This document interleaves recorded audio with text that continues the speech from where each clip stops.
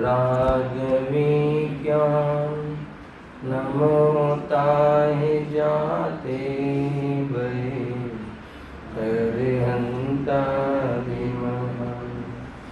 करि मंगल करियो महा ग्रंथ करने को का जाते मिले समाज सब पावे निज बलराम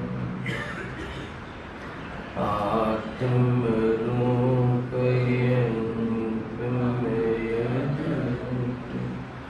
याहि भव सिंधरो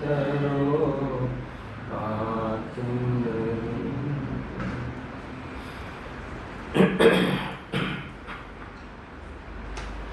आज श्री मोक्ष मार्ग प्रकाशक ग्रंथ से सातमा अधिकार पर આપણે સ્વાધ્યાય કરી રહ્યા છીએ.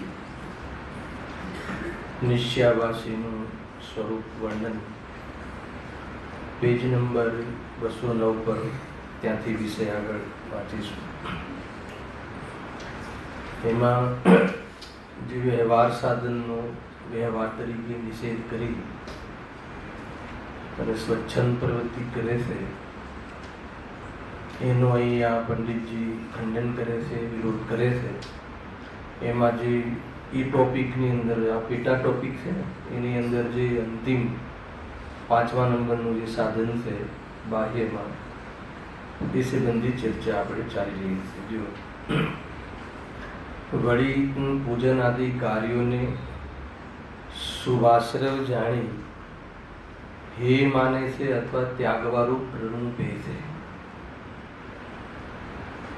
તો પંડિતજી કહે છે કે તારી વાત સત્ય છે પણ અભિપ્રાયમાં ભૂલ છે. ભૂલા તો અભિપ્રાયની ભૂલ છે, વાત તો સાચી જ છે કે જે પૂજા પાઠ આદિના જે ભાવ છે શુભા છે અને એને ત્યાગવા જોઈએ, પણ એ ત્યાગીને શું કરવું જોઈએ એ વાતની એને ખબર, એમાં ભૂલ કરે. લખી જાય પણ જો એ કાર્યોને છોડી શુદ્ધ ઉપયોગ રૂપ થાય તો ભલું જ છે, પરંતુ વિષય કસાય રૂપ અશુભ રૂપ પ્રવર્તે તો તે તારું પોતાનું જ પૂરું કર્યું. બહુ સિમ્પલ છે. પૂજા પાઠ આદિ છોડી દે કોઈ પ્રોબ્લેમ નથી, પણ એ છોડીને એ ઉપયોગ છોડીને ઉપયોગ ક્યાં લગાવે? અગર શુદ્ધ ઉપયોગમાં લગાવે છે તો તારું ભલું થાય, પણ એમાં લગાવતું નથી તો ક્યાં લગાવે છે? બસ આ લોજિક પર આગળ ચાલે છે. અને એના પછીનું પેરેગ્રાફ બી આપણે ચર્ચા થઈ રહી હતી. એમાં એમ કહે છે કે શુભ ઉપયોગમાં તમે એમને સમર્થન કર્યો છો કે શુભ ઉપયોગમાં આવવાનું કહો છો, તો એનાથી શું લાભ થાય એક, અને અશુભ ઉપયોગમાં જવાથી શું નુકસાન થાય? અગર એની આપણને થોડી ખબર હોય તો આપણે એ પ્રમાણેનો ઉદ્યમ કરીએ. તો એના માટે આ ચર્ચા થઈ. શુભ ઉપયોગથી સ્વર્ગાદી થાય તો એનું જે ફળ હોય એ કહેવું પડે કે તો સ્વર્ગાદીમાં જાય. પછી ભલી વાસનાથી અથવા ભલા નિમિત્તોથી કર્મના સ્થિતિ અનુભાગ ઘટી જાય તો સમ્યક્વાદીની પણ પ્રાપ્તિ થઈ જાય. પછી તો શબ્દ લખ્યો છે એટલે થઈ જ જાય એમ નહીં. તો સિદ્ધમાં જે પુરુષાર્થ વાળી વાત છુપાયેલી છે, પણ પુરુષાર્થ કરવાનું જે ક્ષેત્ર છે, ફિલ્ડ છે, એ ફિલ્ડમાં આવવાની વાત છે. શું કહ્યું પ્રકાશભાઈ? જીરો સ્વર્ગાદી થાય ભલી વાસનાથી. અર્થ કાઢ્યો હતો ભલી વાસનાથી એટલે શું? વાસનાને ભલી કઈ વાસના? વાસના એટલે ગર્ભિત સુધી જે એની અંદરમાં પરિણતિ બની ચૂકે છે, જે ધારણા જ્ઞાનના માધ્યમથી અને આગમના આધારથી ધારણા જ્ઞાનની સ્પષ્ટતા અને ધારણા જ્ઞાનના માધ્યમથી એનું જે અંદરમાં એક પક્ષ બને છે સત્યનો, એ વાસ્તવમાં પરિણતિ રૂપ કહો કે વાસના રૂપ કહો એ કઈ વાત છે. માની લો કે આપણને જે એક સામાન્ય કથન કહું ઉદાહરણ માટે કે દેવશાસ્ત્ર ગુરુનું બહુમાન છે કે નહીં? હર્ષદ છે ને. અને દેવશાસ્ત્ર ગુરુનું બહુમાન આપણે એને વ્યક્ત ક્યાં કરીએ છીએ? જિનાલયમાં ભગવાનની સામે વ્યક્ત પણ કરીએ છીએ. તો પછી આપણે જ્યારે દુકાને જઈએ છીએ અને દુકાનના ગાદી બેસીએ છીએ ત્યારે દેવશાસ્ત્ર ગુરુનું બહુમાન હોય કે ના હોય તો એ બહુમાન ક્યાં છે? તો કે વાસના. આપણે કઈ પરિણતિમાં છે ને એના તરફનું આપણું વલણ કહો, પક્ષ કહો, એના તરફનું આપણું જે એ તરફનું શ્રદ્ધાન કહો, વૈકલ્પિક શ્રદ્ધાન કહો તો પણ ચાલે, એ તરફનું વલણ કહો, અને આપણી જે પરિણતિ બની ચૂકી છે જ્ઞાનની, વૈકલ્પિક શ્રદ્ધાની, એ તરફના ઝુકાવની, એમાં છે કે નહીં બહુમાન? ખાલી મંદિરમાં આવીએ ત્યારે બહુમાન હોય તો મંદિરમાં તો એ વ્યક્ત થાય, અર્થાત ક્યારેક કોઈ ચર્ચા કરીએ તો એ બહુમાન વ્યક્ત થાય છે, પરંતુ બહુમાન તો અંદરમાં હોય છે, નિરંતર હોય છે. અને એ બહુમાન ત્યારે કહેવાય કે એમને જે કહેલા તત્વો અને એમને કહેલા જે જીવનનું જે જીવન એ તરફનું આપણું પરિણમન દેખાય અને એ તરફનો પક્ષ દેખાય. એ પણ તો હોવું જોઈએ ને, ખાલી જ્ઞાનનો જ વિષય બની જાય એમ ને, એ રીતે અહીંયા કહે છે. તો ભલી વાસનાથી એક તો એ કહ્યું. પછી બીજું, અથવા ભલા નિમિત્તોથી.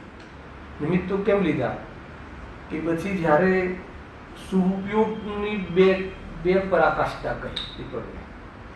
એક પરાકાષ્ઠા તો વગર વિચારે પણ નિરંતર ચાલે, વગર વિચારે તમારા, કેમ કે આપણે છદ્મસને ઉપયોગ એક સમયમાં એકમાં જ હોય છે, કોઈ એક વિષયમાં. તો જ્યારે ઉપયોગ કોઈ બાહ્ય કોઈ ભોગાદી પ્રવૃત્તિ કે વ્યવહારાદી વેપારાદીમાં ચાલતી હોય ત્યારે તત્વમાં ઉપયોગ રૂપથી ન ચાલતી, બરાબર છે. પણ એનો અર્થ એવું નથી કે આપણને ઉપયોગનું સમર્થન નથી, તત્વનું સમર્થન નથી, એમ નથી.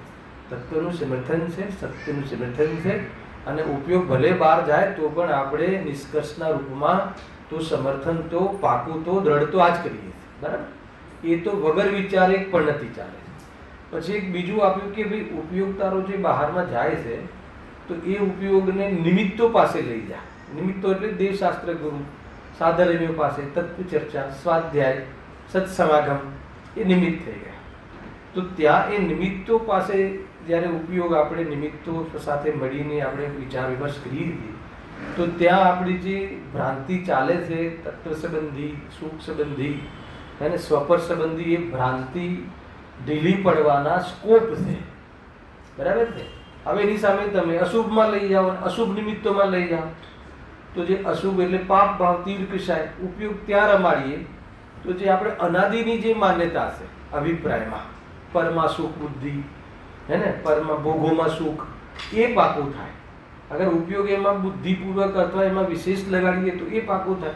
અને એમાં નિમિત્ત બનવાવાળા, એ કાર્યમાં નિમિત્ત બનવાવાળા વ્યક્તિઓ પાસે કે એવા પ્રસંગોમાં જઈએ તો સારું પોષણ થાય, અને એ પોષણ થાય. અહીંયા એ કહે છે સેકન્ડ પોર્શનમાં એ છે. એટલે બે જે વસ્તુ કહીએ સમજવા જેવી છે. ઉપયોગ ક્યાં લગાવવો જોઈએ? જો ભલા નિમિત્તોથી કર્મના સ્થિતિ અનુભાગ ઘટી જાય છે.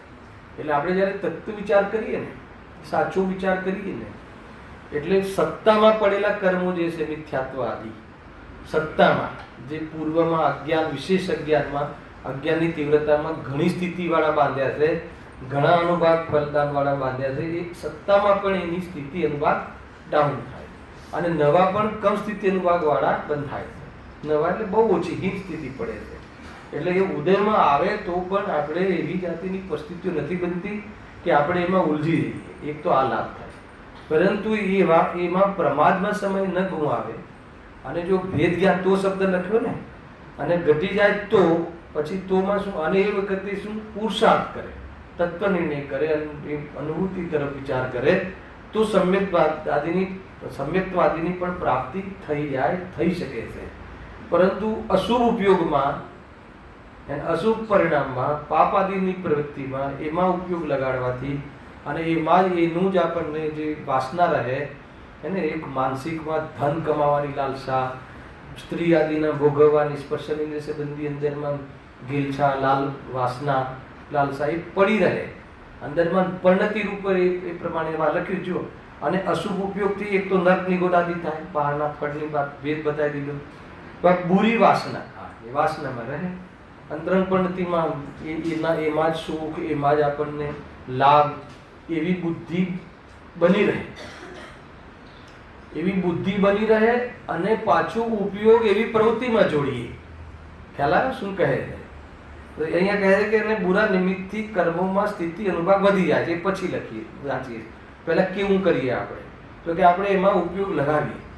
ખૂબ વિચાર કરવા જેવું છે કે જે પ્રસંગમાં, જે અવસરમાં, જે પ્રકારના માહોલમાં આપણને આપણા અનાદિનું જે ભૂલ છે એના જ પોષણની બધી બહારમાં માહિતી અને એમાં જે પ્રેરણા મળતી હોય ત્યાં ઉપયોગ લગાવીએ તો ભેદજ્ઞાન કેવી રીતે કરે? એમાં એ કહે છે. અને જોવા જેવું છે, આ સમજવા જેવું છે કે માની લો કે આપણા ઘરમાં આપણે જે ગ્રસ્ત જીવન છે અત્યારે વર્તમાનમાં, એની પરિસ્થિતિ શું છે? આપણા મા બાપે આપણે એમના દીકરા દીકરી જે પણ છીએ એમના માટે શું કરે? આખો દિવસ શું કરે? ક્યારે ગવર્મેન્ટ કેવું ભણશે, ક્યાં લગાવવું, કેવી જગ્યાએ એડમિશન લેવું, શું કરશે, લગ્ન ક્યાં કરાવવા, કેવી રીતે કરવા, એમાં જ. અને હવે આપણે આપણા છોકરાઓ માટે વિચાર કરીએ છીએ, જીવનતા એમાં જ લગાવતા જઈએ છીએ ને. એ અહીંયા કહે છે ક્યારે બી આપણે ખરેખર તો ઘણીવાર મહિમાની વાત છે. હું નથી કહેતો કે એવી પ્રવૃત્તિ ના હોય, ગ્રહ જીવનમાં પ્રવૃત્તિ હોય પણ આપણે એનો મહિમા આપીએ છીએ. આપણે તો શિબિરમાં જઈએ ને છોકરાને કહીએ તું દુકાન બરાબર સંભાળ, પણ એને બી કહીએ કે તું 2 દિવસ તો આવ, પણ તું પણ આવે ને 2 દિવસ તો તાળું મારવાની હિંમત કરે, સાહસ કર. ખ્યાલ આવે કે ને? પાપ પુણ્ય પર ભરોસો રાખ. અને આપણે એવી પ્રેરણા નથી આપતા. આપણે પ્રેરણા આપીને આપણે ભલે આપણે કદાચ આપણી ઉંમરના અપેક્ષાએ કે આવવા વાળું જોઈએ વારાફરતીમાં જે બી આપણે બહારમાં સમાજની બીકે કે જે 4 જણ વચ્ચે બેસીએ છીએ એ અનુસારે આપણે આ ધાર્મિક કાર્યોમાં જોડાઈ રહ્યા હોઈએ, પરંતુ અંદરમાં મહિમા ખુશી તો એ જ વાતની થાય છે કે આપણા ઘરમાં જે ભૌતિક વાત કે ભૌતિક તરફનો જે પરિશ્રમ આપણા કુટુંબનો ચાલે છે એનું બરાબર છે, એનો આપણને વોટ છે, મત છે, એનો પક્ષ છે અને એ તરફની આપણને ખુશી છે, હર્ષ છે, હર્ષથી કરે છે. બરાબર છે? તો એક વસ્તુ એ કહ્યું ને, એ બધું અશુભ ઉપયોગ છે. એક વાસના. બરાબર છે? આપણે તર્ક જોડાઈએ. અહીંયા આપણે તત્વની ચર્ચા 2 મિનિટ આપણે નીચે બહાર ઉભા રહીને કરીએ અને તરત જ આપણે તમારો દીકરો અમેરિકાથી આવીને બાજુમાં ઊભો હોય તો અમેરિકા રહે છે, વાત પતી ગઈ. હવે એનો ઉપયોગ નહીં, પણ અમેરિકા રહે છે પછી શું કરે છે, કોઈ બીજો ચાન્સ છે કે? બધી એડ્રેસ લઈ લે, એનું નંબર લઈ લે, ખ્યાલ કે નહીં? પછી એ બાજુની પછી અશુભ ઉપયોગ ચાલુ થઈ ગયો. તો એ અને પછી એવી જ આપણે સંસ્કાર આપીએ છીએ. ઘણીવાર એવું થાય કે આપણે જેનો ઉત્સાહ છે, જે વસ્તુ છે એની પ્રાધાન્ય આપીએ છીએ તો કેવી રીતે શીખશે? આપણને અંત સમયમાં નવકાર મંત્ર કેવી રીતે સંભળાવશે? કેવી રીતે આપણને સમાધિ પાઠ કરાવશે? કેવી રીતે કરાવશે? કેવી રીતે સંભળાવશે? ન આપણે એને સંસ્કાર આપીએ છીએ કે ન આપણે એનો મહિમા બતાવીએ છીએ. ભલે કરે ના કરે એ જાણે, પણ આપણે 2-4 વાત ધંધાની કરીને આપણી પાસે બેસાડીને બધી ધર્મ સંભળાવી દેવું. આ એક જેને પ્રશસ્ત માયાચારી કહેવાય કે જે કેવું એ કહો. હલાવો પ્રકાશભાઈ, વાંધો નહીં. પહેલા એના રસની વાત કરવી 2-5 મિનિટ, એટલે બેસે શાંતિથી, ને તો એ તરત જ ક્યાં તો ઉપદેશ જ આપશે અને પછી ધીરે ધીરે એને બતાવું કે શું લાભ છે, એનાથી શું છે, કોનું કરાવ્યું છે અને ક્યાં મળે છે, શું મળે, એ બધી એ માટે છે. પણ અહીંયા કહે છે, પંડિતજી કહે છે કે અશુભ ઉપયોગમાં તો હે જે બુરી વાસના અને બુરા નિમિત્તોથી અને પાછા આપણે એવી પ્રકારની દોસ્તી રાખીએ, એવી પ્રકારની સંગતિ રાખીએ કે જે એનું જ પોષણ થાય તો એનાથી શું થશે? કર્મના સ્થિતિ અનુભાગ વધે છે, એમ કે વધી જાય છે. અશુભ કર્મના પાપ પરિણામના પાપ પ્રવૃત્તિને વધી જાય છે. અને અહીંયા કહે છે કે સમ્યક્તવાદી મહાદુર્લભ થઈ જાય. આ વાત પૂછ્યું ને અર્પિતે લાસ્ટ ટાઈમ, નુકસાન શું થાય છે? તો એ કહે છે કે સમ્યક્તવાદી મહાદુર્લભ થઈ જાય.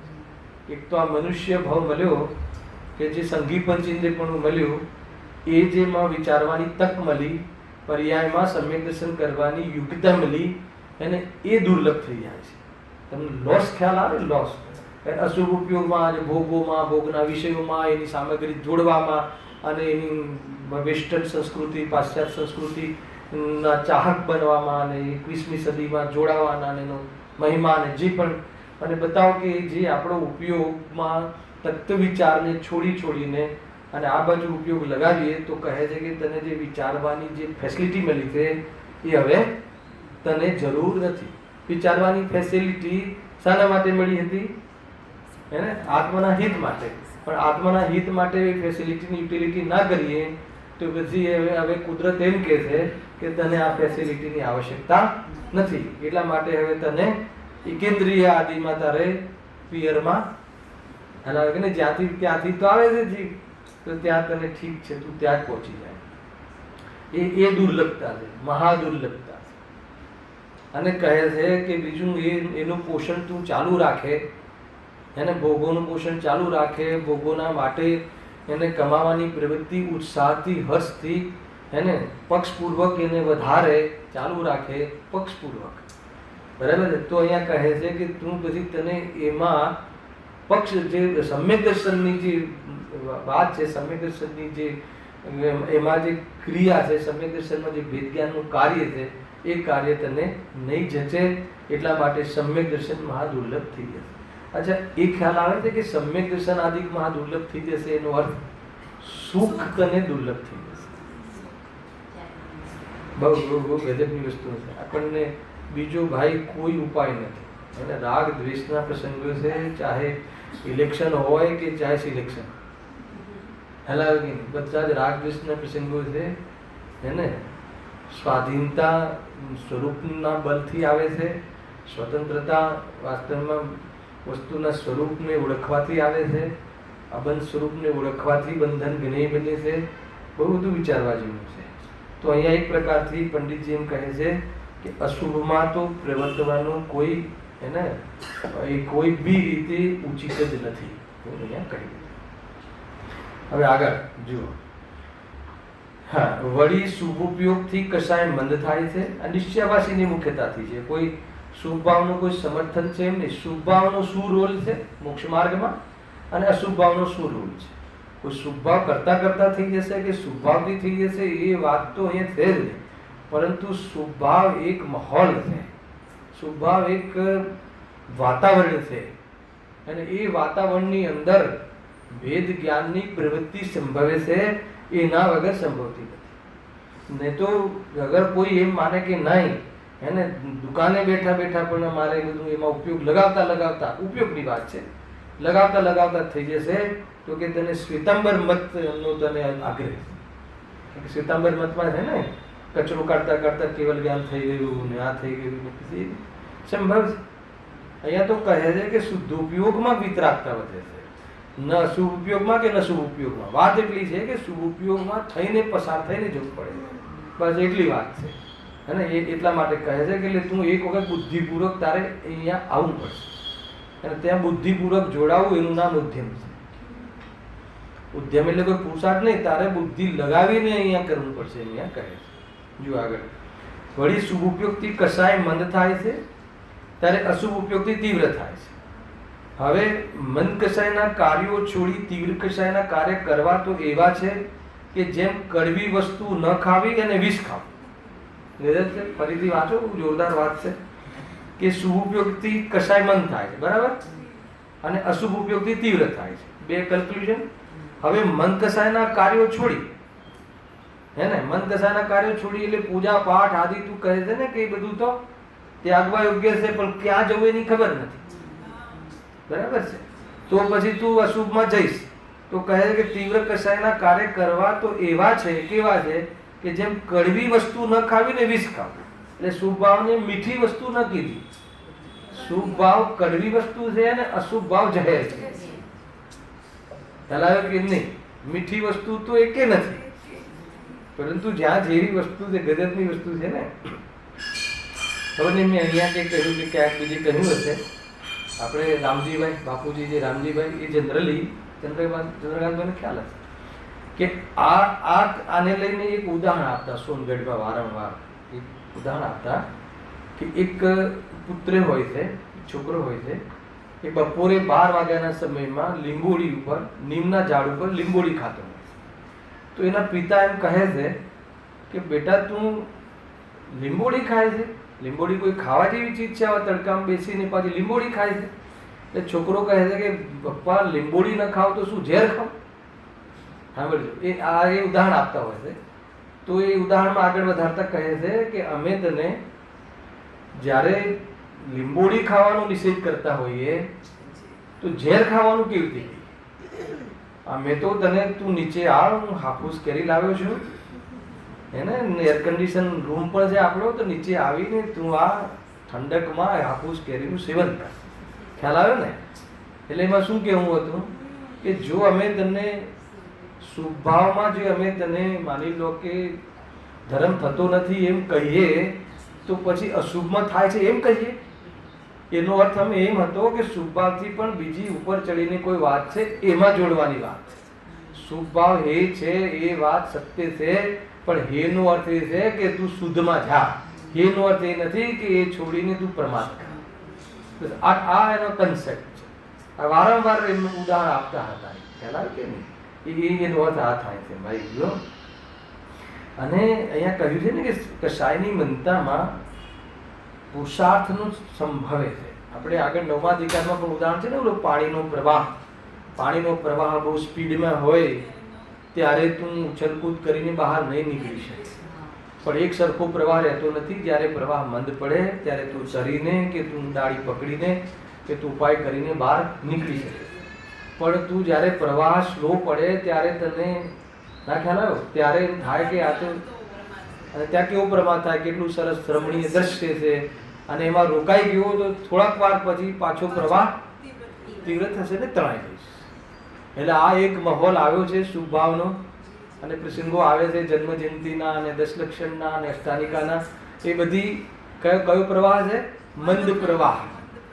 ઓટોમેટિક જીવનો નિમિત્તિક સંબંધ છે કે એમાં આપણા પરિણામો થોડા ભીગે છે, થોડા ભીંજાય છે, અને એવા સમયમાં તું ભીંજાય છે એમાં અટકી જઈશ તો વળી પાછો આ વહીનો વેગ છે, પ્રવાહ તો વળી પાછો એને તીવ્ર થતા વાર નહીં લાગે.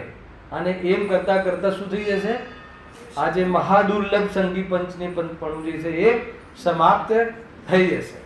એને કાલ કોઈ દિવસ આવતી નથી. એને જે કરવું હોય આજે કર ને, હમણાં જ કર. એને વાયદામાં આ બધા કામ ન થાય. એટલી બધી બાબતો અહીંયા કહે છે. બહુ સિમ્પલ વાતો છે. ટૂંકમાં આપણે અટકવું નથી અહીંયા, શુભમાં અટકવું નથી અને બીજે ક્યાંય ભટકવું નથી. બે વાત બરાબર ખ્યાલ રાખીને પુરુષાર્થ કરવું જોઈએ. હા, અહીંયા એમ કહે છે કે પણ એ તો અજ્ઞાનતા છે. કડવી વસ્તુ ન ખાવીને વિષ ખાવું એ તો અજ્ઞાનતા છે. શુભ છોડીને અશુભમાં જવું એ તો અજ્ઞાનતા છે. શુભ છોડવાની વાત જ્યારે જ્યારે આવે ત્યારે શુદ્ધ માટે આવે છે, એ સમજ. બસ એટલું આપણે મગજમાં રાખવું. હવે પ્રશ્ન જો, એને પ્રશ્ન તો શિષ્ય તો ક્યાંય ને ક્યાંય કાળે કરે છે ને. જો શાસ્ત્રમાં શુભ અશુભને સમાન કહ્યા છે ને, માટે અમારે તો વિશેષ જાણવું યોગ્ય નથી. એટલે અમારે કોઈ એને શુભ ને અશુભ બે ભિન્ન છે જાણવું યોગ્ય અમારે જાણવું જ નથી. અમારે તો આનું શું કેવું થાય છે? શુભ અને અશુભ બે સમાન કહ્યા છે, વાત સાચી છે. બનારસી દાસજીએ પણ નાટક સંસારમાં કહ્યું પાપ પુણ્ય એકત્વ દ્વાર, એવું નામ આપ્યું છે ને. બંને એક સમાન છે. અને અહીંયા સંસારમાં પણ કહે છે પાપ પુણ્ય બંને ચાંડલના પુત્ર છે. અને પ્રવચન સારમાં બી કહે કે જે પાપ પુણ્યમાં ભેદ કરે છે એ મહાસંકટ ઘોર પાપને અથવા ઘોર પરિભ્રમણને પ્રાપ્ત થાય. આ બધું લખ્યું છે ને, તો એનો આધાર આપે તો કે બંને સમાન કહ્યા છે. તો એ તરફ તો એની દ્રષ્ટિ નથી ને. સમાન જ્યારે કહ્યા છે તો પછી શુભ કહો કે અશુભ કહો, ફરક શું પડે છે? ના ખ્યાલ આવે? કોઈ આ દિશામાં બી જઈ શકે ને કે જ્યારે શુભ અને અશુભ સમાન કહ્યા છે તો પછી શુભમાં રહો કે અશુભમાં રહો, ફરક શું પડ્યો? તો અશુભમાં રહીને બી તો કામ થઈ શકે ને. તો કે સમાન કહ્યા છે, કયા આધારે કહ્યા? એ તત્વ નિર્ણયની આધારે કહ્યા છે. નિર્ણય કરવા માટે બંને સમાન છે એમ કહ્યા છે. અને સમાન જો બંને પરસ્પર ફરક પણ છે બંનેમાં, અને ફરક હોવા છતાં બંનેની અપેક્ષા સમાન છે. બંનેના ફળ અલગ અલગ આવે છે ને, પણ અલગ અલગ આવવા છતાં બંને બંધથી રહિત નથી, એટલા માટે એક સમાન છે. એક તો એક. અને બંને એક સમાન છે એમાંથી એવો અર્થ ક્યાં નીકળે કે અશુભ છોડીને અશુભમાં જો? ખ્યાલ આવે?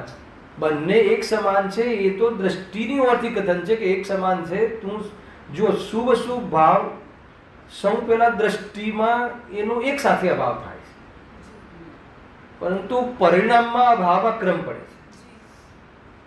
આ વાત ખ્યાલમાં રાખવું છે. દ્રષ્ટિમાં તો પ્રકાશભાઈ પાપ પુણ્યનો એક સાથે નિષેધ થઈ જાય છે, કેમ કે બંને બંધના કારણ છે. નિર્ણયની ભૂમિકા, દ્રષ્ટિની ભૂમિકામાં તો બંનેને એક સમાન કહીને શરૂઆતથી પ્રથમથી જ ઘા મારવાનો છે કે બંને સ્વભાવ નથી, વિભાવ છે, મોક્ષના કારણ નથી, મારી ચીજ નથી.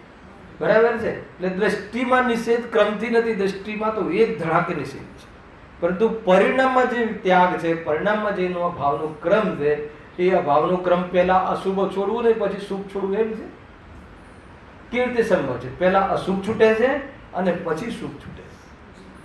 પહેલા અને અશુભને છોડવા માટે શુભમાં આવવું પડે, હે ને? અને શુભને છોડવા માટે શુદ્ધમાં જવું પડે.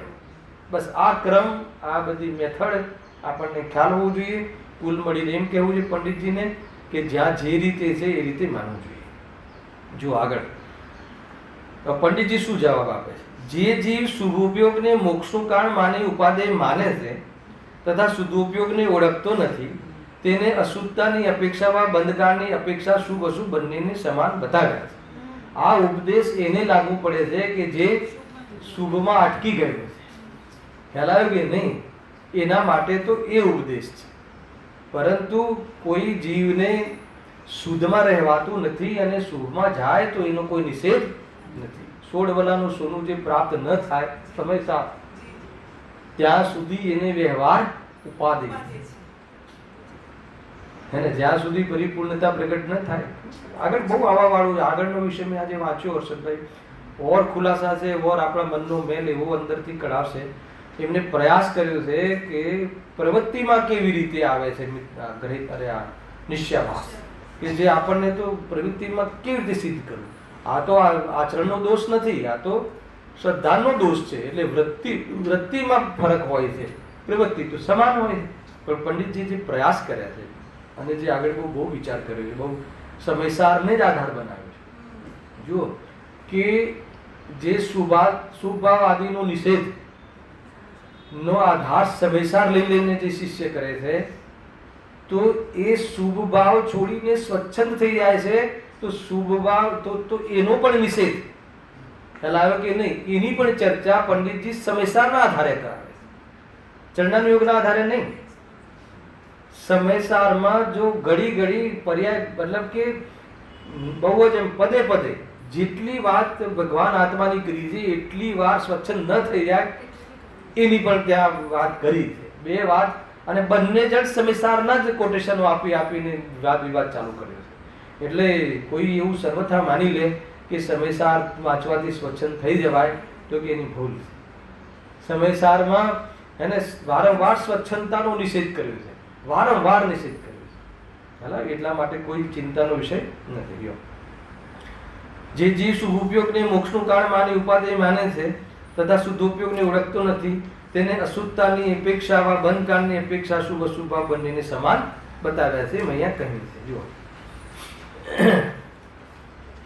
જો આ એક શુભ અશુભને એક સમાન કેમ કહ્યા છે એની ચર્ચા પેલા પેરેગ્રાફમાં કરી. બરાબર? કેમ સમાન કહ્યા છે? કેમ કે બંને બંધનું કારણ છે અને કોઈ શુદ્ધોપયોગને જાણતો જ ના હોય તો એને આ ભેદ કરીને સમજાવવા માટે કહેવામાં આવે છે. બરાબર છે? અથવા તો બંનેનું ફળ બતાવવાનું, શુદ્ધોપયોગની ખબર જ ના હોય અને શુભમાં જ રહેતો હોય તો બંને એક જ પ્રકારના છે. તું અશુભમાં રહે કે શુભમાં રહે, આત્મામાં તો ન જ રહ્યો, એટલા માટે તારું કલ્યાણ નહીં થાય, તું આત્મામાં જવાનો પ્રયાસ કર. ખ્યાલ આવ્યો? તો એમ કહીને સમજાવવામાં આવે છે. અને શુભ અને અશુભમાં પરસ્પર ભેદ છે અને ભિન્નતા છે, એ બી કોણે કહી છે? શાસ્ત્રમાં કહી છે. પરસ્પર ભેદ છે, વ્યવહારથી બંનેમાં બંને ભિન્ન પણ છે અને પરમાર્થથી બંને ભિન્ન નથી, વ્યવહારથી બંને ભિન્ન છે. હવે એવો વ્યવહાર શું કામ લાવવો પડે? આજે બી આવ્યું હતું સમજાવવા માટે, ઘણી બધી બાબતો આવી હતી. 32મી ગાથા ચાલતી કઈ 32મું પ્રવચન, હા 8મી ગાથા, હા 8, 9 બધી વ્યવહારની ગાથાઓ છે. 8 થી 11 બધી એ જ ચાલશે તમારે. જો તથા શુભ અશુભનો પરસ્પર વિચાર કરીએ તો શુભ ભાવોમાં કસાય મંદ થાય છે, તેથી બંધહીન થાય છે, બંધહીન થાય છે, ઓછો થાય છે. તથા અશુભ ભાવમાં કસાય તીવ્ર થાય છે અને તેથી બંધ ઘણો થાય છે. આ અંતર છે કે નહીં બંનેમાં પરસ્પર? તો એ અંતર બી પંડિતજીએ કહ્યું. પહેલા અંતર નથી એ કહ્યું. અંતર નથી એ કોના માટે કહ્યું? કે જે શુભમાં જ પડ્યો રહે છે, શુદ્ધતાને જાણતો નથી, એને કહે છે કે આ શુભ એ શુદ્ધતા નથી નીકળતું અહીંયાથી, એ શુભ અને અશુભ બે સરખા છે, એ કહીને એના માટે કહ્યું. પછી તરત જ બીજા પેરેગ્રાફમાં કહે છે કે તથાપી તો પણ શુભ અને અશુભમાં ફરક છે. શુભ મંદ કસાય છે અને ઓલી તીવ્ર કસાય છે. શુભમાં બંધહીન થાય છે, અશુભમાં તીવ્ર થાય છે. હવે જુઓ તો એ સમજાઈને શું સમજાવવું છે એ પ્રમાણે વિચાર કરતા હવે સાંભળજો. સિદ્ધાંતમાં લખ્યું છે, ચરણાનું યોગમાં એમ નહીં, સિદ્ધાંતમાં અશુભની અપેક્ષાએ શુભને ભલો પણ કહે છે. દીપકભાઈ શાસ્ત્ર છે ને આ, એને ગુરુદેવશ્રી માન્ય છે. ગુરુદેવશ્રી આના પર પ્રવચન કર્યા છે, સાંભળજો, જોરદાર. હે ને એમાં શું લખ્યું છે કે સિદ્ધાંતમાં, વ્યવહારમાં એમ ના લખ્યું, સિદ્ધાંતમાં લખ્યું છે. સિદ્ધાંતમાં અશુભની અપેક્ષાએ, અપેક્ષા આપી ને યાદ વાત છે ને, શુભને ભલો પણ કહે છે. કેમ ભલો છે? આમાં એમ કહેવું છે કે શુભથી શુદ્ધ થાય, એમ કહેવું છે. શુભથી શુદ્ધ ના થાય, પણ શુભમાં શુદ્ધનો પુરુષાર્થ થાય, બસ એટલે ભલો છે. આ બધા જે આયતનો છે, જે મંદિર અને ઘર, બરાબર, મંદિર અને ઘર, એ બંને વચ્ચે બંને સેમ છે કે ફરક છે? શું વાત કરે છે? શું ફરક છે? બંને પરદ્રવ્ય છે, બંને પરદ્રવ્ય છે ને. એ સ્વદ્રવ્યમાં શું લેવું અને પરદ્રવ્યમાં શું લેવું? और थोड़ी बात करूं गहराईથી. એક છે દેવશાસ્ત્ર ગુરુ અને એક છે કુદેવપુ શાસ્ત્ર, બરાબર. બંને સમાન છે કે અંતર છે? જ્યારે આત્મામાં જવાની વાત આવે ત્યારે દેવશાસ્ત્ર ગુરુને, જ્યારે સ્વપ્નના ભેદ વિજ્ઞાન કરવાની વાત આવે, જ્યારે સ્વપ્નના ભેદ વિજ્ઞાન કરવાની વાત આવે ત્યારે સાચા દેવશાસ્ત્ર ગુરુ અને કુદેવ ગુરુને એમાંથી કોને સ્વમાં નાખશો ને કોને પરમાં નાખશો? પ્રશ્ન ખ્યાલમાં આવ્યો? ચંદ્રકાંતનો પ્રશ્ન ખ્યાલમાં આવ્યો? જ્યારે સ્વપ્નનું ભેદ વિજ્ઞાન કરવાની વાત આવે, જ્યારે સ્વરૂપમાં ડૂબવાની વાત આવે, ખ્યાલ આવ્યો? ત્યારે સાચા દેવશાસ્ત્ર ગુરુ, સિમંદર ભગવાન આદિ સાચા દેવશાસ્ત્ર ગુરુ અને કુદેવ આદિ, એ બંનેમાંથી કોને સ્વદ્રવ્યમાં લેવા અને કોને પરદ્રવ્યમાં લેવા? ગજબ છે. તો બંને કઈ કોટીમાં જશે? તો કે બંને પરદ્રવ્યમાં જશે. ખ્યાલ આવ્યો? પરંતુ જ્યારે રાગ આવે, સ્વરૂપમાં જવાનો પુરુષાર્થ ના થાય, ત્યારે બંનેમાંથી કોની પાસે જવું? એ વખતે રાગમાં પણ વિવેક એને ખોઈ નહીં દેવો. તો કોની પાસે જવું? તો કે દેવશાસ્ત્ર ગુરુ પાસે. કેમ દેવશાસ્ત્ર ગુરુ પાસે જવું? એનું નામ કે કશાયની મનતા. કે ત્યાં ભોગ એ તીવ્રતા, ભોગોથી છોડવાની વાત, ભોગોમાં સુખ નથી એ વાત બતાવવા વાળા છે. ત્યાં આપણી ખોટી બુદ્ધિ, ખોટું જે ભ્રમ છે, જે મિથ્યાત્વ છે, અંદરમાં ખોટી પકડ છે, ભોગ સુખ દુઃખ સંબંધી, એ આપણી ક્લિયર થશે. અને ક્લિયર થશે અને એમાં જો તારી પ્રતીતિ જોડાઈ જશે તો શું થશે? મોક્ષ માર્ગ થઈ જશે. ખ્યાલ આવે કે નહીં? તો એવો ચાન્સ અહીંયા છે. એવો ચાન્સ ક્યાં નથી? કે જ્યાં ભોગોનું પોષણ કરવાની વાતો ચાલતી હોય અને એમાં જ લોકો મજા માનતા હોય ને મનાવડાવતા હોય ને પ્રેરણા આપતા હોય ને આપણને બી એમાં ખેંચતા હોય ને એમાં જ જોડાવાની પ્રેરણા આપતા હોય. ખ્યાલ આવે કે નહીં? જો જ્યારે એકદમ શરૂઆત હતી ને, એકદમ શરૂઆત 25 વર્ષ પહેલા દીપકભાઈ, ત્યારે આ વાત મને એક વખત બહુ અખડતી હતી. આપણને કોઈ એમ કે ચલો પ્રવચનમાં કે ચલો મંદિરમાં, તો એના માટે આપણે કલાકમાં કહું છું, સાંજે કહીશ. આપણે કોઈ કે ચલો ત્યાં શિબિર છે કે આપણે જઈએ તો હું તને જણાવું છું, અને કેટલી બધી બાબત. અને કોઈ કે પિક્ચરમાં આવું છે, ખ્યાલ આવે કે એ વાત છે. તો એમાં જીવને જોડાવાનો બહુ અભ્યાસ છે. ક્યારે બી પાપ પરિણામ કે ભોગોના ક્લાસ ક્યાંય નથી ચાલતા. જીવને અનાદિથી સહજ જ એનો અભ્યાસ છે. કોઈને પાપ શીખડાવવું પડે છે, કોઈને બતાવવું પડે છે. પોષણ કરાવવા સંસ્થાઓ ખુલી ગઈ, એની બી બ્રાન્ચીસ, એ વાત જુદી છે. હેલા પોષણ કરાવવા માટે કે જીવ છટકી ના જાય, જીવ ભૂલથી 608 માં જતો ના રહે, ના ખ્યાલ આવ્યો? તો એને લઈને જીવને જો કેવી એ ઉપકારી હોય એવા જીવો આપણા માટે બહુ વિચાર કરવા જેવું છે ભાઈ. હે ને, કાંઈ કોઈની સાથે શું સંબંધ છે? તો કોઈ એક જગ્યાએ આપણે એક માળામાં ભેગા થયા છીએ તો 2-4 વાત કહી દે કે બેટા આમાં લાગ, તને આમાં મજા છે. બાકી આપણે 5-25 વર્ષના પડોશી છીએ, હે ને, બસ. બાકી તો શું છે? બાકી શું છે? તું મારા માટે કરી રહ્યો છે, પણ હું તારા માટે કરી રહ્યો છું, એ બધું મિથ્યા છે, ખોટી વસ્તુ છે. એટલા માટે કહે છે કે એટલા માટે સત્સંગ પંચમ કાલમાં તો એકલ વિહારી મુનિરાજનો પણ નિષેધ કર્યો. એટલી મતલબ કે દરિદ્ર પરિણામ વાળા જીવો અહીંયા આવે. જો તમે જો પહેલા મેં ગઈકાલે જ ક્યાંક કહ્યું હતું કે પહેલા સોનગઢમાં ને બધે 25-21 દિવસની શિબિરો થતી હતી. પછી ધીરે ધીરે 11 દિવસની થઈ ગઈ, ધીરે ધીરે 6 દિવસની થઈ ગઈ, અને હવે અમારે 6 દિવસની પણ આ વખતે 5 દિવસની કરવી પડી નેક્સ્ટથી. કેમ કે અને એમાં બી પાછી પહેલી 3-4 તો રજાઓ આવી જોઈએ, ત્યારે તો ભાઈ સાહેબ આવે, અને પછી ચોથા દિવસે સાંજે સમાપન એને કાર્યકર્તાઓ કરી લેવું પડે, કેમ કે પબ્લિક જતી રહે તો સમાપનમાં આ ભાર કોનો માનો? પબ્લિક જોઈએ. કેટલી બધી મતલબ કેટલી પરિણામોની અંદર કેટલી દરિદ્રતા, ખ્યાલ આવે કે નહીં? બહુ પરિણામ બહુ ડાઉટ ઓછા થઈ ગયા. લૌકિક દ્રષ્ટિ એવી, લૌકિક રિલેશનોમાં પણ જુઓ ને, ક્યાં કોઈને ટાઈમ છે કે આમ લોકમાં કહીએ છે ને, પેલા મામાના ઘરે જઈએ તો 15 દિવસ રોકાઈએ, હવે ને મામાને ટાઈમ છે કે ન ભાણિયાને ટાઈમ છે, અને પરિણામ નથી. ખરેખર તો પરિણામ બહુ શોર્ટ થઈ ગયા, પરિણામ બહુ એને ડાઉન થઈ ગયા. એવી જાતિની ભાવનાઓ જ નથી. જીવ ત્યાં કોઈ જીવ અહીંયા મરતો હોય તો એવા પરિણામ આવે કે નહીં? આવે જ નહીં કે એને હોસ્પિટલમાં લઈ જઈએ, હશે તો એનું જે હશે એ કરશે. હેલા, કોઈનું નથી ને, એ શ્રદ્ધાનો વિષય છે. બહારમાં એ આચરણ ઠીક નથી. એ તો ભાઈ કોઈનું છે નહીં, એ તો એનું છે ને, એ તો એના આવી પ્રમાણે થશે એમ કહીને તમે સ્વરૂપમાં જતા હોય તો એમ જ છે. હેલા, એમ કહીને તમે બીજા કોઈની મદદમાં જાઓ છો તો પછી ક્યાં એ વાત રહી? પકડીમાં આવે એ વસ્તુની.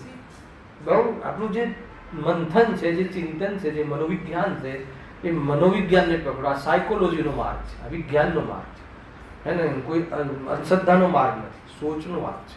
તો વિચાર કરો શું ક્યાં ચાલે. એવી રીતે આગળ તો બહુ મેળ કરાવવા વાળા છે પંડિતજી. બહુ જબરજસ્ત ચર્ચાઓ લીધી, કાલે સ્ટાર્ટ થઈ પણ જશે. જો ક્યાં આવ્યા હતા? સિદ્ધાંતમાં તો અશુભની અપેક્ષાએ એ પ્રમાણે વિચાર કરતા સિદ્ધાંતમાં અશુભની અપેક્ષાએ શુભને ભલો પણ કહે છે. જેમ રોગ તો થોડોવા ઘણો બુરો જ છે. પાછું જુઓ, હે ને, રોગ રાગ ચાહે મંદ હોય કે તીવ્ર હોય તો બુરો જ છે, વાત એમ ના નથી. પરંતુ ઘણા રોગની સામે ઓછા રોગને ભલો કહેવાની લોકમાં પણ પદ્ધતિ છે. બરાબર? 104 તાવ સારો કે 99 તાવ સારો? બોલો કયો સારો? અચ્છા, મને બતાવો. ભલે તમે અત્યારે ના બોલો, પણ તમને 104 માંથી 99 થાય ને હું પૂછું, પ્રકાશભાઈ તબિયત કેવી છે, તો તમે શું કહેશો? અત્યારે ભલે તમે અહીંયા જવાબ ના આપો, ના તાવ તો એકે સારો નહીં, પરંતુ સારો કહેવાની પદ્ધતિ છે કે નહીં? સારું છે કહેવાની પદ્ધતિ. તો એ કયા અપેક્ષાએ સારું કહો છો? 104 ની અપેક્ષાએ. બાકી તો એ નોર્મલ છે ને, 1 ડિગ્રી તાવ છે ને, એનો પણ હું અત્યારે મટાડવાનો ઉપાય કરું છું. સારો છે એમ માનીને સંતુષ્ટ થઈને પ્રમાદી નથી થઈ ગયો. 1 ડિગ્રી તાવને પણ મટાડવાનો જે તે ઈલાજ છે, ઈલાજ મારો ચાલે. તો કોઈ સમ્યક દૃષ્ટિ જીવને અનંતાનુબંધી જતી રહી પછી શાંતિથી બેસી જતો હશે કે ના? ભાવનો પુરુષાર્થ જે રીતે ઈલાજ કરવાનું કહ્યું છે એ રીતે કરતો હોય, એ રીતે. અને છતાં બી કોઈ એમ કહે હું સમ્યક દ્રષ્ટિ છું, મને બંધ નથી, તો કહે છે કે તું સમ્યક દ્રષ્ટિ નથી. સમ્યક દ્રષ્ટિને બંધ નથી એ જે કહ્યું છે બધી. હવે નેક્સ્ટ કાલે આવી જશે. આખો શ્લોક લખ્યો છે 137. યોગાનુયોગ અમારે નિજરાધિકાર ચાલે છે અને 137 શ્લોકના જ પ્રવચન ચાલી રહ્યા છે. અને અહીંયા 137 શ્લોક કોટ કરે છે. જો બીજા પાના ઘણી બધી ચર્ચાઓ છે, અદભુત ને સુંદર ચર્ચાઓ, મજા આવશે. જો એ પ્રમાણે વિચાર કરતા કરતા પરંતુ પતી ગઈ. માટે શુદ્ધોપયોગ ન હોય. જુઓ ફાઇનલ નિષ્કર્ષ એટલું જોરદાર એમની શૈલી છે. માટે શુદ્ધોપયોગ ન હોય ત્યારે અશુભથી છૂટી શુભમાં પ્રવર્તવું યોગ્ય છે.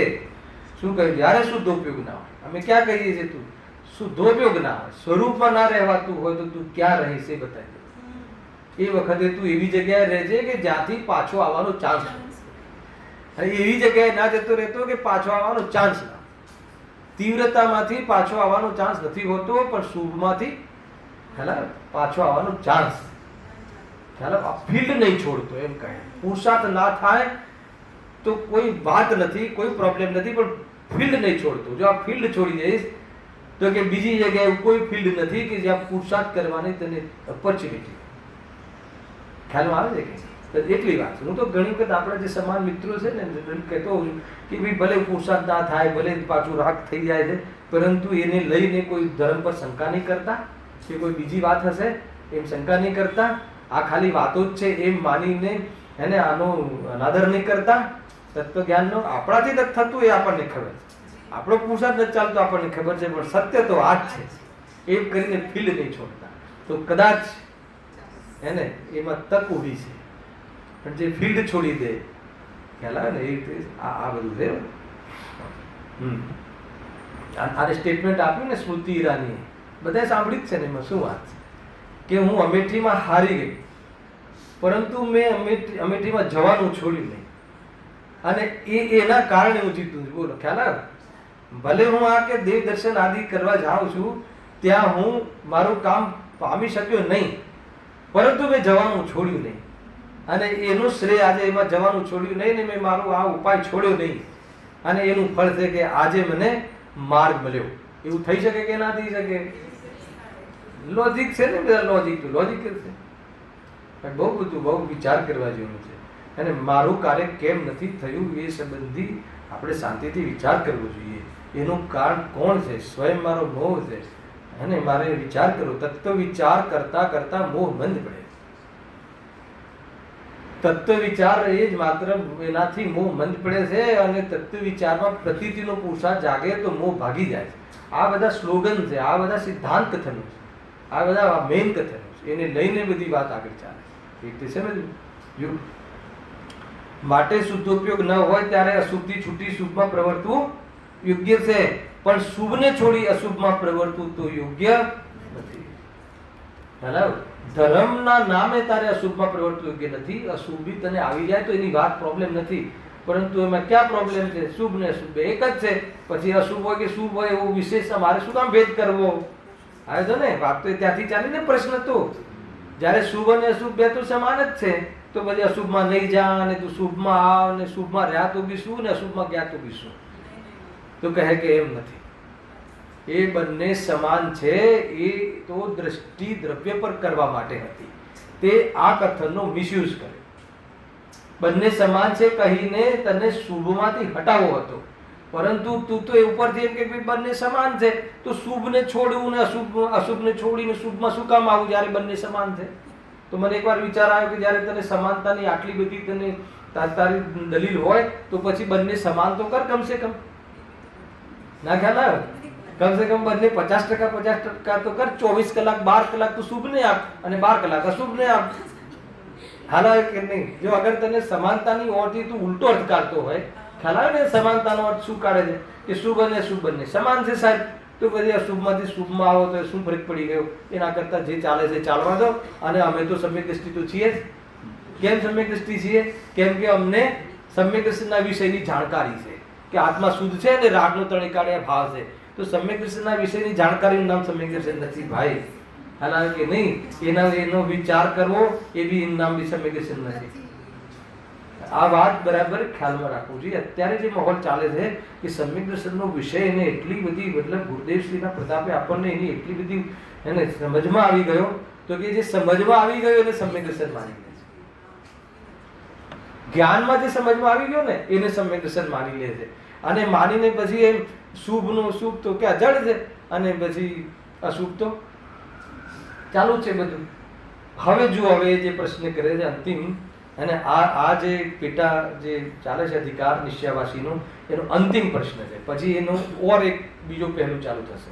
જો પ્રશ્ન, કામાદિક વા ક્ષુધાદિક મટાડવા માટે અશુભરૂપ પ્રવૃત્તિ તો થયા વિના રહેતી નથી. સાંભળજો હે ને, કામાદિક વા ક્ષુધાદિક મટાડવાની તમે વાત કરો છો ને, પણ એના માટે એ મટાડવું જોઈએ, વાત સાચી છે, પણ એ મટાડવા માટે અશુભરૂપ પ્રવૃત્તિ તો થયા વિના રહેતી નથી. થયા વિના રહેતી નથી એટલે એના માટે કોઈ સ્પેશિયલ કોઈ આપણને ભોજન માટે કે કોઈ ભોગ માટે કે કોઈ વેપાર માટે કે કોઈ વ્યવહાર માટે કોઈ બુદ્ધિપૂર્વક વિચારવું પડે છે? એમાં તો થઈ જ જાય છે, સહજ થઈ જાય છે. જો આ હવે શું અર્થ કાઢે છે? તથા શુભ પ્રવૃત્તિ તો ઈચ્છા કરીને કરવી પડે છે, બરાબર છે? શુભમાં તો બુદ્ધિપૂર્વક ધક્કો મારી મારીને અહીંયા મનને લાવવું પડે છે કે દીકરાઓને લાવવા પડે છે? ધક્કો મારી મારી કન્ડિશન કરી કરીને લાવવા પડે છે. એનો અર્થ કે બુદ્ધિપૂર્વક કરવી પડે છે. હવે સાંભળજો, આનું સ્ટેટમેન્ટ, આ વાત સાચી છે એની, ના નથી, પણ એનો મિસયુઝ શું કરે? જુઓ, જ્ઞાનીને ઈચ્છા કરવી નથી. જ્ઞાનીને એટલે સ્વયંને, એ પોતાને જ્ઞાની માને છે, નિશ્ચયવાસી તો જ્ઞાનીને તો ઈચ્છા કરવી નથી. કુલ મળીને તો ઈચ્છાને રોકવી છે ને. અને અશુભની જે અશુભ પરિણામની કે પાપની ઈચ્છા તો સહજ થઈ જાય છે. હવે જ્યારે ઈચ્છા રોકવી છે તો અમારા હાથમાં શુભ ભાવની તો ઈચ્છા રોકવાની ચાન્સ છે ને. તો કે રોકવી હોય તો શું રોકો? કે હવે એ તો બુદ્ધિપૂર્વક ઉપરથી શું કામ ઈચ્છા કરવી? મંદિર જવાની ઈચ્છા કર, તું સ્વાધ્યાયની ઈચ્છા કર, ઈચ્છાથી સ્વાધ્યાય કર. તો કે આપણે તો ઈચ્છાનો ભાવ કરવો છે, તો પેલી તો મજબૂરી છે કે થાય છે, તો આ તો કમસે કમ આટલી તો રોકીએ. ના ખ્યાલ આવે? આ એનો પ્રશ્ન છે. તો અહીંયા કહે છે કે તો માટે શુભનો ઉદ્યમ ન કરવો, એટલા માટે શુભની ઈચ્છા ન કરવી. આમે આપણે ઈચ્છા ઘટાડવી છે ને, તો ઈચ્છા શું કામ વધારવી? તો પછી અશુભની તો આપણે બુદ્ધિપૂર્વક કરતા જ નથી, એ તો ઓટોમેટિક થઈ જાય છે, સહજ થઈ જાય છે. તો શુભની જે ઈચ્છા છે એ ઈચ્છા તો આપણે કમસે કમ આપણે એટલું તો આગળ વધ્યા કે ના વધ્યા? ખ્યાલ આવે? આનો પ્રશ્ન ખ્યાલ આવે કે નહીં? સીધું વાંચવાથી ખ્યાલ નથી આવતો, બે ચાર વાર વાંચ્યું પછી ખબર પડી કે શું કેવું થાય. પછી ઉત્તર વાંચીએ ત્યારે ઘણી વાર ખબર પડે કે પ્રશ્ન આવે.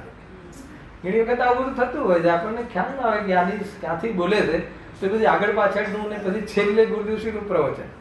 આ એક આપણી પાસે વર્તમાનમાં બહુ મોટો આધાર છે. તમને કોઈ વિષય ક્લેરિટી ના થાય ને તો સરવાળી બધી એમને ખુલાસા કર્યા છે, ત્યાં તમારે જોવું જરૂર પડશે. એના વગર નથી પહોંચાતી વાત. હવે આમાં શું કહે છે કે અશુભમાં તો આપણે જ્ઞાનીને શું ઈચ્છા નિરોધ હતા, ઈચ્છાનો નિરોધ, ઈચ્છાનો અભાવ કરવો છે. હવે ઈચ્છાનો અભાવ કરવો છે અને તમે અમને વારંવાર શુભ ભાવમાં તો ઈચ્છા વગર શુભ ભાવ થતા નથી, અને પરાણે કરવા પડે છે. અને કહ્યું છે ને કે જ્ઞાનીને તો ઈચ્છા કરવી નથી, તો પછી આપણે કમસે કમ આ ઈચ્છા રોકીએ ને પેલી થાય તો થવા દો. તો કમસે કમ જેટલી થાય એટલી તો આ એટલું કામ થયું કે ના થયું? પંડિતજીનો શું જવાબ આપે છે? ગજબનો જવાબ આપે છે અને બહુ અદભુત છે. જુઓ ઉત્તર, શુભ પ્રવૃત્તિમાં ઉપયોગ લગાવવાથી વા તેના નિમિત્તથી વિતરાગતા વધવાથી કામાદિક હીન થાય. એટલે પહેલા એની વાત તો કહી કે ભાઈ કામાદિક વા ક્ષુધાદિક મટાડવા માટે, હે ને, મટાડવા માટે અશુભ પ્રવૃત્તિ તો થયા વિના રહેતી નથી. મટાડવી છે વાત સાચી છે, પણ અશુભ પ્રવૃત્તિ તો થાય છે. આપણે કહીએ છીએ ને ભાવ તો આવી જ જાય છે, ભોજનનો ભાવ તો આવી જ જાય છે, આ ભાવ તો થઈ જ જાય છે. હવે એમાં તો કોઈ બુદ્ધિપૂર્વક આપણે ના કરવું હોય તો થઈ જાય છે.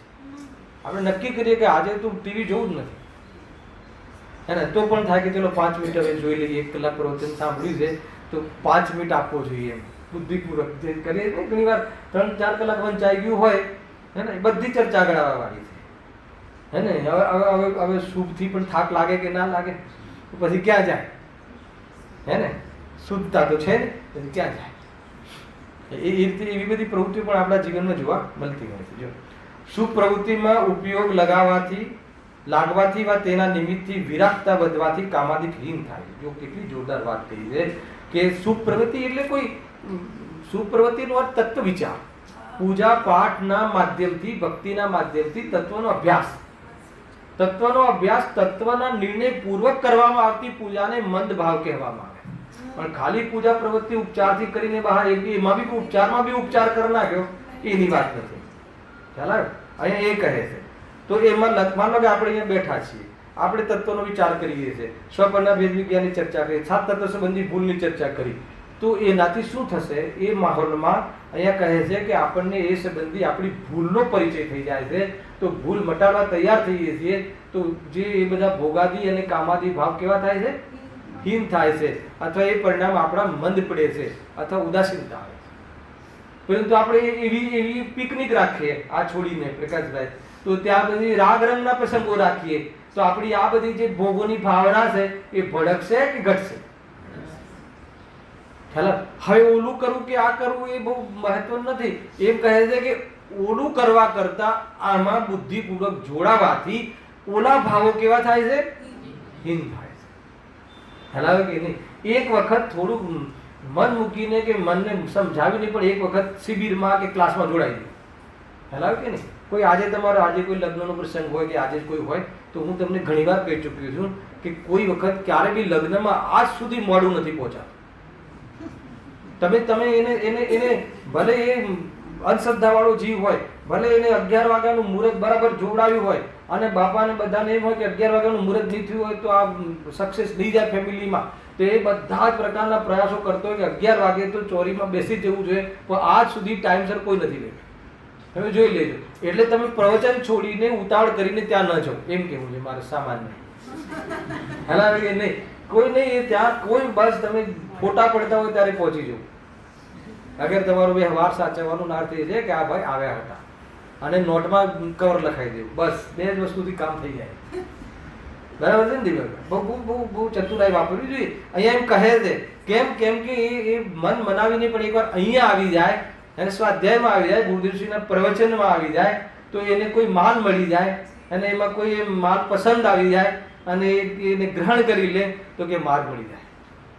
અને ચાન્સ છે ભોગવવાના ભાવ ને આ ને તે એવા ઠંડા પડતા જાય છે કેમ કે એમાં અહીંયા સિદ્ધિ કરે છે કે એક વાર તો બતાવ કે એમાં સુખ કયું.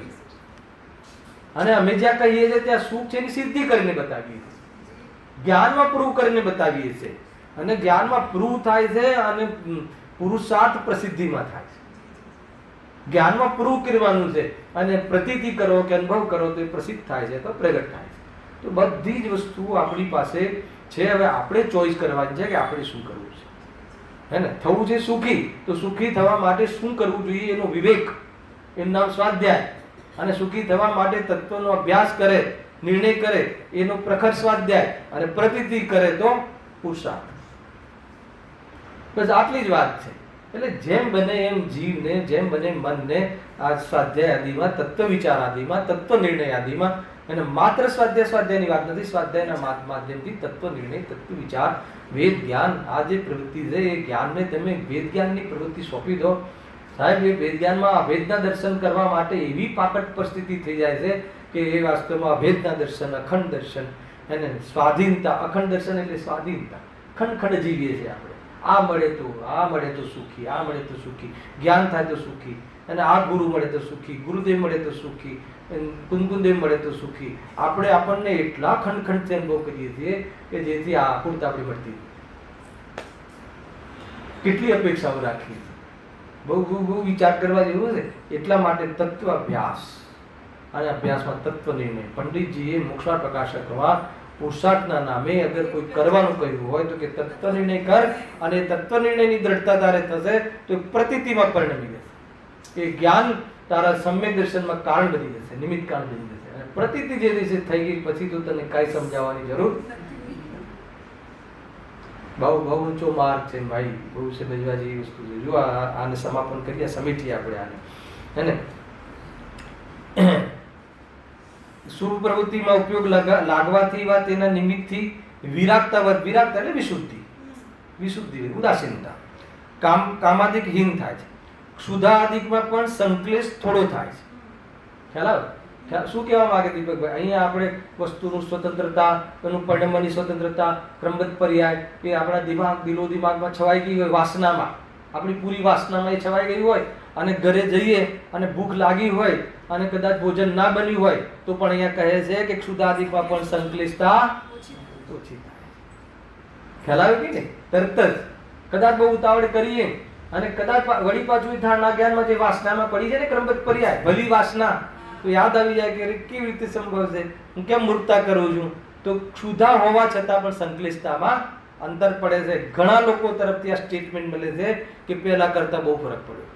બતાવો એ શું છે? બતાવો એ શું છે?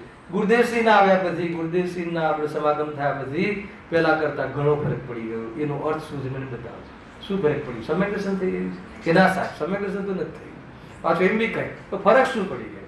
તો કે ઉપયોગની લંબાઈ નથી વધતી, કશાયની લેન્થ નથી વધતી, અને લેટ ગો કરવાની વૃત્તિ આવી ગઈ છે. મતલબ કે કશાયમાં રહેવું પસંદ નથી. બતાવો મને કે આ એક બાહ્ય ઉપલબ્ધિ પણ છે કે નહીં? અનબન બને આપણી વચ્ચે તો એની લેન્થ નથી લંબાઈ હતી, અને એની લેન્થ ન લંબાવી એનો આધાર બહારની કોઈ માન કશાય નહીં, બહારની ઉપલબ્ધિ નહીં, બહારની કોઈ અપેક્ષા નહીં. એનો આધાર તત્વ અભ્યાસ. એ ખરેખર આકૃતા થાય. છોડ યાર, નથી કહેતા છોડ આ બધી મગજ મારી કે કશાયો થાય છે, આનાથી કોઈ લાભ નથી. આપણે આ ભાષામાં આ એટીટ્યુડમાં ઘરે કરીએ છીએ. તો એ અહીંયા કહે છે કે એ લાભ અહીંયા થાય છે, આ એક પાત્રતા કેળવાય, એના વગર નહીં થાય કાંઈ. એ અહીંયા કહે છે. શુદ્ધાધિકમાં પણ સંકલેશ થોડો થોડો થાય છે, માટે શુભ ઉપયોગનો અભ્યાસ કરવો. શુભ ઉપયોગનો અભ્યાસ કરવો, પણ શાના માટે? શુદ્ધ ઉપયોગ માટે. શાના માટે? તત્વ નિર્ણય માટે. બસ એ જોડે લગાવી દેવું. કથનમાં કદાચ આગળ ન લખ્યું હોય તો બી લગાવી દેવું, પણ શાના માટે નહીં? પ્રેસ્ટીજ માટે નહીં, પુણ્ય માટે નહીં, હે ને, બહારના અનુકૂળતા માટે નહીં, પુણ્યના ઉદય માટે નહીં. શાના માટે? તો કે તત્વ અભ્યાસ માટે.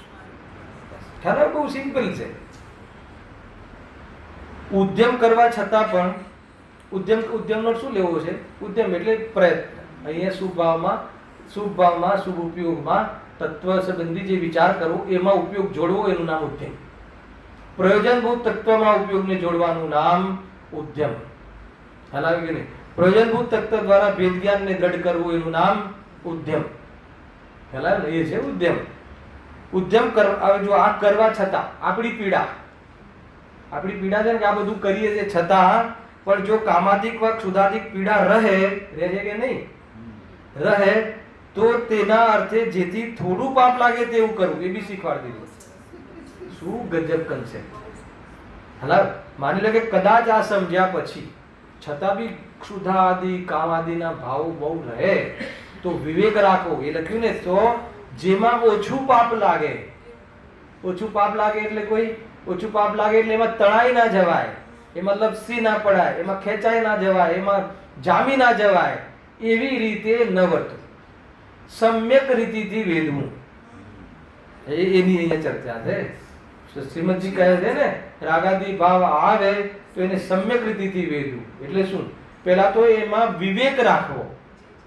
ભોજનનો ભાવ આવે, ભૂખ નથી રહેવાતું, હે ને, આપણને માનો કે જેવી ચટાકા છે કે આ ને તે ને ઇડલી ને આ ને તે ને જે બધું છે, તો ઘરે બનાવતા શીખી જવું, હે ને, તો એમાં હિંસા ઓછી થાય. એમ ના લખ્યું કે ન ખાવ, નહીં કે ભાઈ ભલે તું ભોગવ, અમને વાંધો નથી, પણ ભોગવવામાં એક રીત હોય કે તું એવી રીતે કર કે બધી જ વસ્તુ ઘરે બની શકે છે. એમાં બજારની વસ્તુમાં બહુ હિંસા હોય છે, એ તો એનાથી તું બચી શકે. ખ્યાલ આવે કે એમ અહીંયા કહે. તો દીકરા દીકરીઓને આપણે બહારના અભક્ષથી બચાવવું હોય તો ઘરમાં બનાવવું જોઈએ. તમે ઘરમાં આપો નહીં અને બહાર જવા દો નહીં તો શું કરે? કમસે કમ કોઈને એમ થશે કે આજે તો પક્ષ લીધો અમારો. તમે એને ઘરમાં બનાવીને આપો નહીં, ના ના મારો તો સ્વાધ્યાય બહુ ચાલે છે એટલે નહીં થાય, તો કે ઠીક નથી. સ્વાધ્યાય તો અભ્યાસમાં હોય છે, અને બાકી વાંચનનો સ્વાધ્યાય એ બીજા સમયમાં કરી લેવું કે જેમાં આ ચીજોમાં ન અથડાય. બહુ વિવેક હોય છે. આપણે કોઈ જવાબદારીથી છૂટી જવાની વાત જૈન શાસનમાં નથી. કોઈને એવું લાગતું હોય કે જૈન શાસનમાં બધી એવી વાતો છે કે જાણે એને જવાબદારીથી આમ છૂટી જવા, એવું જવાબદારીથી ભાગી જાય છે એ વાત નથી. જવાબદારીનો ભાવ જતો રહે તો તારા ચરણોમાં નમસ્કાર. અને જવાબદાર કોઈના માટે છે નહીં એવી દ્રષ્ટિ થઈ જાય તો મોક્ષમાં પ્રગટ થાય છે, અને જવાબદારીના જે ભાવ છૂટી જાય તો મુનિ દશા પ્રગટ થાય છે. પરંતુ આ બધું નથી આવતું, તો તારે વિવેક રાખવો જોઈએ. જેમ જેટલી હિંસા ઓછી થાય, અને અહિંસા પરમો ધર્મ. કેમ કે બહારની હિંસા જીવના મનના પરિણામો સાથે નિમિત્ત નૈમિત્તિક સંબંધ. કહેવામાં આવે છે કે બહારની હિંસા છે એ ઓછી કર, પરંતુ એ કહેવામાં આવે છે પરિણામોને કે તારા પરિણામ સરખા રાખ. અને સમ્યક રીતિથી વેદ એટલે કે એમાં સુખ બુદ્ધિથી નહીં વેદ, જે કહે છે શ્રીમદજી સમ્યક રીતિથી વેદ એનો અર્થ એમ છે, એ રીતે સમજવું જોઈએ. જો હા હા, જો ઉદ્યમ કરવા છતાં પણ જો કામાદિક વા ક્ષુધાદિકની પીડા રહે તો તેના અર્થે જેથી થોડું પાપ લાગે તે કરવું, પણ જો શુભ ઉપયોગને છોડી નિસંગ પાપરૂપ પ્રવર્તવું તો યોગ્ય નથી. એમ કહ્યું. અંતિમ પેરેગ્રાફ હું વાંચી લઉં છું, કાલે નવો આપણે સબ્જેક્ટ આગળ કરીશું. વળી તું કહે છે કે જ્ઞાનીને ઈચ્છા નથી. સાંભળજો, જ્ઞાનીનો આધાર લીધો ને કે ભાઈ એને તો ઈચ્છા નથી અને શુભ ઉપયોગ ઈચ્છા કરવાથી થાય છે, તો પછી આપણે શું કામ ઉપયોગ, એટલી ઈચ્છા તો બચવું ને. જો પંડિતજી એનો એક જબરજસ્ત તર્ક આપે છે. પણ જેમ કોઈ પુરુષ કિંચિત માત્ર પણ પોતાનું ધન આપવા ઈચ્છતો નથી, કોઈ બી ઈચ્છે ધન આપવા, કોઈને ન ઈચ્છે, પરંતુ જ્યાં ઘણું ધન જતું જાણે ત્યાં પોતાની ઈચ્છાથી અલ્પ ધન આપવાનો ઉપાય કરે છે. હાલાકી નહીં, માનો કે કોઈ ઓફિસરે 25 લાખ માંગ્યા હોય, બરાબર છે, તો આપણો પહેલો ઉપાય શું હોય છે? પતાવટ કેટલામાં કરવાની? આ એનું કોઈ સમર્થન નથી, ઉદાહરણ છે. હાલાકી નહીં, તો એમાં માન લો કે 2 લાખ રૂપિયા આપે, દીકરો આવે કે પપ્પા તમે 2 લાખ રૂપિયા આપો છો, તને ખ્યાલ નથી 25 બચાવ્યા છે, એટલે 23 બચાવ્યા છે. તો ઘણું ધન જતું જાણે તો ઓછું ધન આપે છે. એમ જેમાં ઘણો મતલબ કે લોસ જતો લાગે તો ઓછા લોસમાં પતાવટ કરે. બાકી લોસ તો બિલકુલ કોઈ ચાહતું નથી. સિમ્પલ છે. તેમ જ્ઞાની કિંચિત માત્ર પણ કસાયરૂપ કાર્ય કરવા ઈચ્છતા નથી, પરંતુ જ્યાં ઘણા કસાયરૂપ અશુભ કાર્ય થતું જાણે ત્યાં ઈચ્છા કરીને પણ, બુદ્ધિપૂર્વક કરીને પણ અલ્પ કસાયરૂપ શુભ કાર્ય કરવાનો ઉદ્યમ બુદ્ધિપૂર્વક કરે છે. એ વાત નક્કી છે. બહુ સરસ વાત છે. એ પ્રમાણે આ વાત સિદ્ધ થઈ કે જ્યાં શુદ્ધ ઉપયોગ થતો જાણે, સાંભળો ફાઇનલ, તો ત્યાં તો શુભ કાર્યનો નિષેધ જ છે. અને દ્રષ્ટિમાં તો પહેલાથી નિષેધ છે. અને દ્રષ્ટિમાં નિષેધ થયા પછી શુદ્ધતાનો ઉપાય જે પુરુષાર્થ ચાલે તો શુભનો નિષેધ શું કરે? નિષેધ થઈ જાય છે. અને જ્યાં અશુભ ઉપયોગને પણ થતો જાણે, જ્યાં પ્રવૃત્તિમાં, બહારની પ્રવૃત્તિમાં બહુ ઉપયોગ થતો જાણે, તો ત્યાં બુદ્ધિપૂર્વક સત્સંગમાં જોડાય છે, બુદ્ધિપૂર્વક મિત્રને ફોન કરે છે કે તમે આવો આપણે સ્વાધ્યાય કરીએ. નહીં તો આજે મન બીજે વિચલિત થાય છે તો ક્યાંક ઉડાન ભરી લેશે. એમ ત્યાં શુભ કાર્ય ઉપાય વડે અંગીકાર કરવા યોગ્ય છે.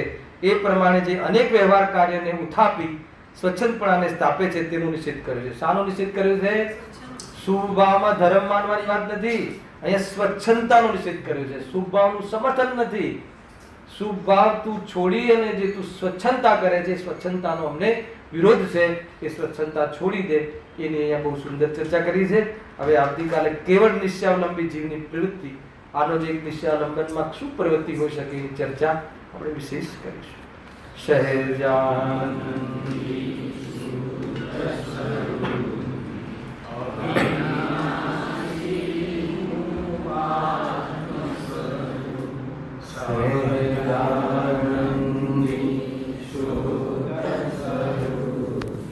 Hare